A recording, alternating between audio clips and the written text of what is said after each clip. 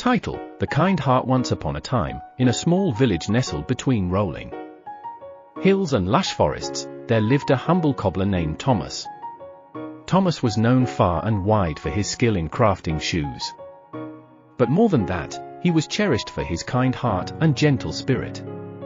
Every day, Thomas would sit outside his little shop, diligently repairing shoes and offering warm smiles to passers-by. Despite his modest means, he always found ways to help those in need. Whether it was mending shoes for free or offering words of encouragement to those who were downcast.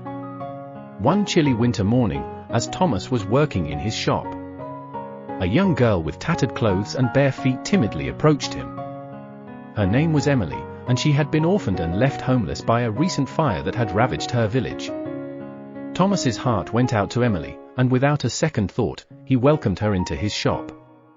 He measured her feet and set to work on a pair of sturdy shoes, the finest he had ever made. As he worked, he shared stories of hope and resilience, lifting Emily's spirits and filling her with newfound courage. Days turned into weeks, and Emily became like a daughter to Thomas. He taught her the art of shoemaking, and together they crafted beautiful shoes that brought joy to all who wore them.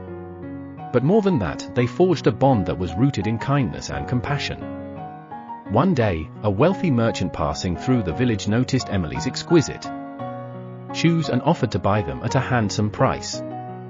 Thomas could have easily accepted the offer and profited greatly, but instead, he smiled gently and declined.